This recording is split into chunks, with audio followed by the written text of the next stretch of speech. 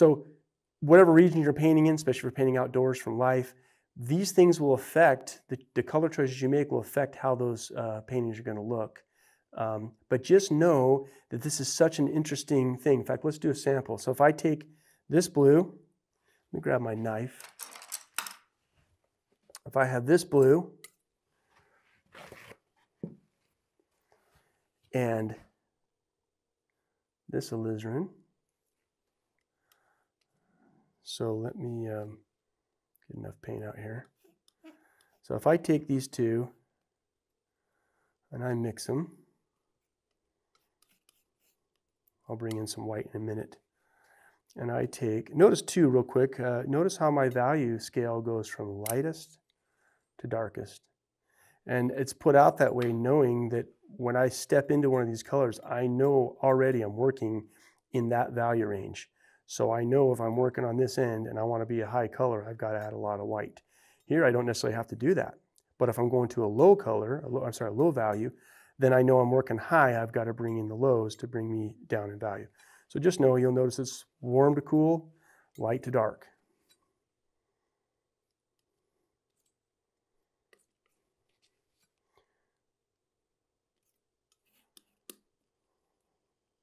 Now obviously this mixture on the left is going to be keyed up in value a little bit because I've got a lighter base tone, base value of that red. So I'm going to try to get this down pretty low. And I'm going to have to add red and blue as we go.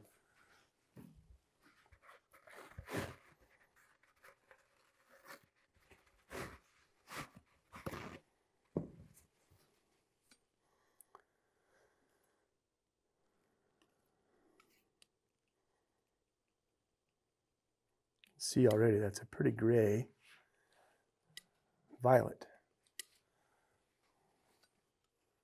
Here, see how much richer that color is going to be, even though I'm in too far into the red family. I'll just cool this off.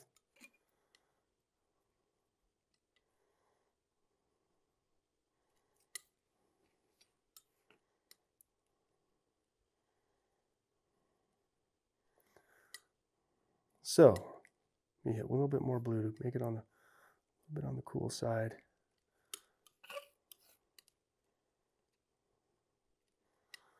Trying to mix it close in value. So let's do this. We'll put one right next to each other.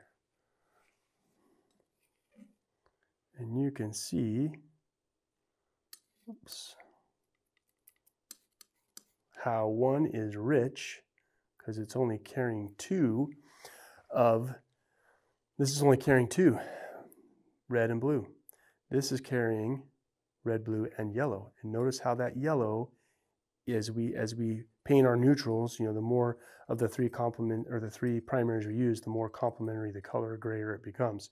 So just by using this red, I know that if I want a gray or blue, I'll reach for that red knowing there's a yellow in it to just get faster and closer gray without having to come back in and add another yellow to this to gray it to that. Okay, if I want a pure color, I'm going to use the alizarin crimson with the blue because it's going to give me the really vibrant punch.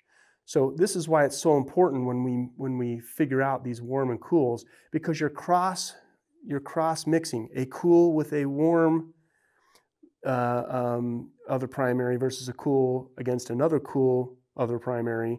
You're going to get two different mixtures. So I really hope that makes sense. The deal with color is you have to do the time.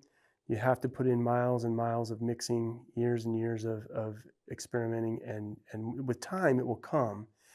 Do your color charts. They're a pain in the rear, but it's interesting. You'll learn some really neat things. In fact, just for fun, my aha moment when I did my color charts was the color that I got with alizarin crimson and viridian. I'm not going to tell you the answer. It'd be fun to have you guys go mix and find out. But there's a reason when you get that color, if you actually think about what's in these two mixtures and how they relate, you get a beautiful color that's probably more unexpected than you think, because these truly are complements. But go and mix them, and you can always let me know that you did it and what you found out, and if you had an aha experience too. Anyway, do your color charts. You know, those are to mix each color with each other and step it out from its core value down 5 steps to almost near white. And that way you know not only how they intermix with each other, but what happens when you add white and how they cool when you add that white.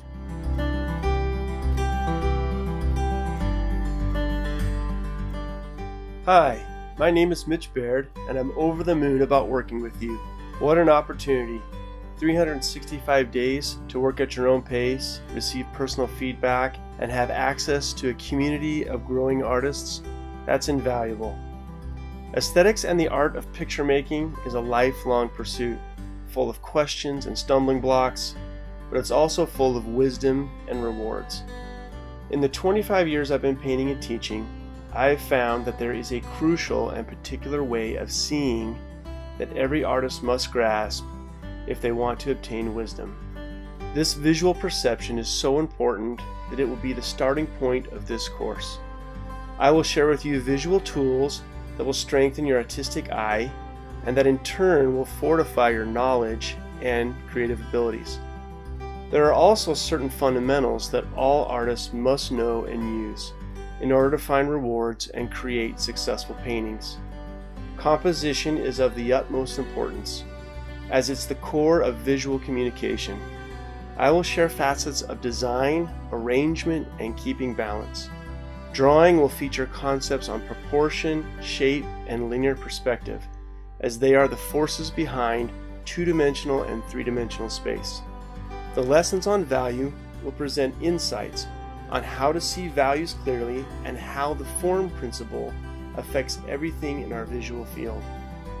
Lastly, I will cover color, the final frontier in an artist's exploration. I will share the aspects of building a solid foundation on how to see and identify color, as well as mix it and use it with harmony. No matter your level of experience, the information shared in this course will elevate your understanding and will assist you in your search for excellence. I look forward to helping you along in your journey, as well as sharing mine with you too.